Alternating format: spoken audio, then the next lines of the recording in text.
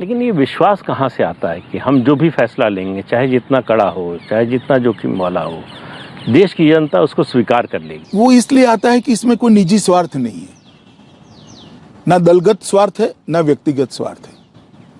अगर दलगत स्वार्थ होता है तो विश्वास की कमी होती है, व्यक्तिगत स्वार्थ होता है तो और विश्वास की कमी होती है।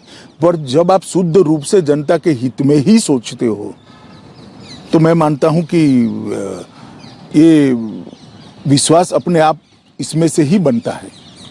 अभी प्रधानमंत्री ने ओपन मैगजीन है, अंग्रेजी की एक पत्रिका है, उसके इंटरव्यू में कहा कि उनकी प्रवृत्ति आध्यात्मिक थी।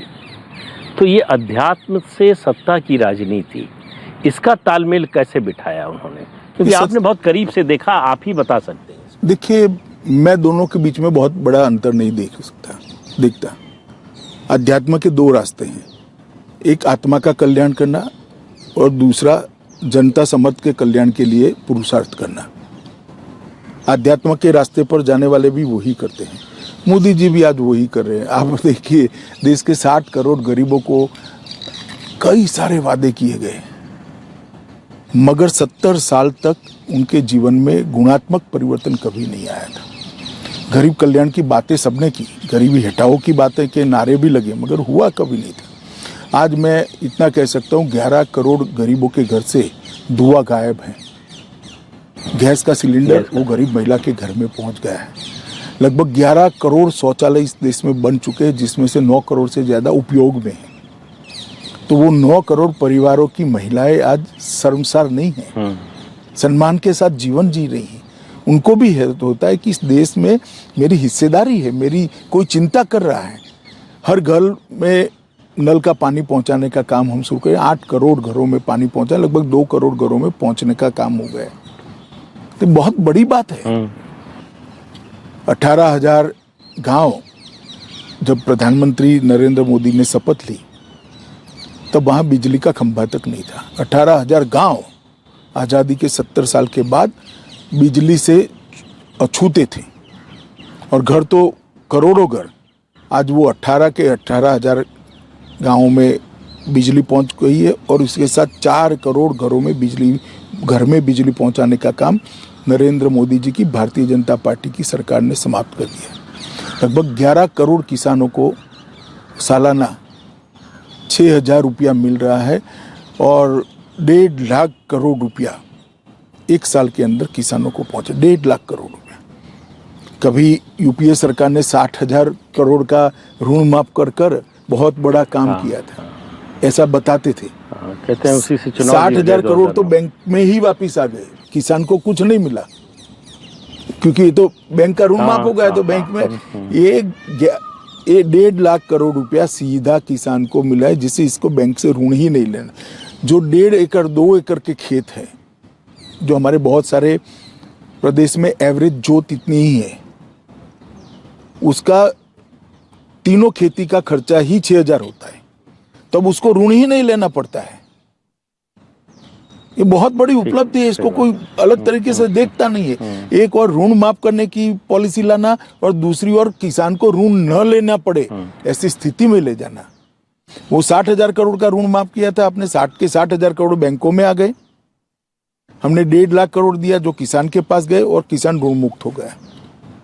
मैं मानता हूं ये यूनिक विचार है। इसी प्रकार से आज घर में अकाउंट न हो ऐसा कोई घर देश भर में नहीं। लगभग ढेर सारे लोग ऐसे थे जिनके 60 करोड़ लोग ऐसे थे जिनके परिवार में एक भी अकाउंट नहीं था। आज जनधन के माध्यम से उनको अकाउंट मिल गया। डीबीटी डायरेक्ट जाता है, कोई बिचौलिया नहीं है, कोई इनका पैसा खाता नहीं है। चाहे वृद्ध का पेंशन हो, वृद्धावस्था का पेंशन हो, चाहे विधवा का हो, चाहे बच्ची का वजीफा हो, सीधा पहुंच रहा है। इसी प्रकार से 5 लाख तक का आयुष्मान भारत योजना की स्कीम ये 60 करोड़ लोगों को मिली है। 60 करोड़ लोग आश्वस्त है, घर में कोई भी आपत्ति आ जाए हमें चिंता करने की जरूरत नहीं। मोदी कार्ड को स्वैप करेंगे और हम हमारा इलाज करा देंगे। दुनिया में कोई नहीं सोच सकता 130 करोड़ के देश को मुफ्त वैक्सीन दी जाएगी। ये बाकी सारे कंपैरिजन करते हैं अंग्रेजी अखबारों में लिखकर। उनको मालूम नहीं है कि अमेरिका का आबादी उत्तर प्रदेश इतना है और 130 करोड़ का देश।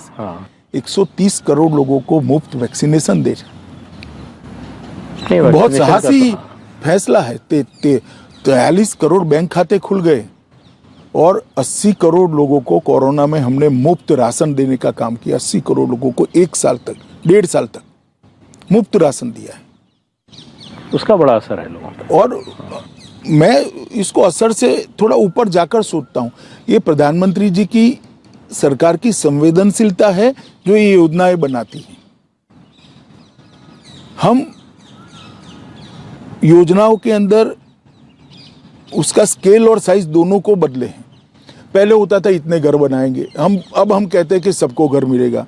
पहले इतने घर में विद्युत पहुंचेगी, बिजली पहुंचेगी, अब कहते हैं कि सबके घर पहुंचाना है। पहले इतने शौचालय बनाएंगे, अब सब शौचालय सबके घर में पहुंचा। पहले गैस इतने देंगे, अब सबके घर में गैस। तो एक स्केल बदलने का काम किया और ये स्केल बदलते ही 60 करोड़ लोग जो अपने आप को आज़ादी के साथ ना जोड़ते थे, ना लोकतंत्र के साथ जोड़ते थे, ना देश के अर्थतंत्र के साथ अपने आप को, क्योंकि वो तो बेनिफिशियरी था ही नहीं बेचारा। आज वो 60 करोड़ लोगों में एक आत्मविश्वास जगा है कि नहीं, ये देश की विकास में मेरा भागीदारी है, देश मेरा सोचता है और ये 60 करोड़ लोगों की एक नई ऊर्जा देश के विकास के अंदर जुड़ी है। मैं मानता हूँ ये बहुत बड़ी बात है। लोकतंत्र का अर्थ क्या है? समविकास करना यही लोकतंत्र है। सर्वसमावेशक, सर्वस्पर्शीय विकास करना यही लोकतंत्र है और सबको देश के भले के लिए जोड़ना यही लोकतंत्र है। तो अल्टीमेटली जो क्रिटिक है वो बोलेंगे, मगर मैं मानता हूं कि उन्होंने वही रास्ते पर नरेंद्र भाई आज भी है जो कहते हैं कि आध्यात्म के रास्ते से वापिस आकर सत्ता की राजनीति में आए।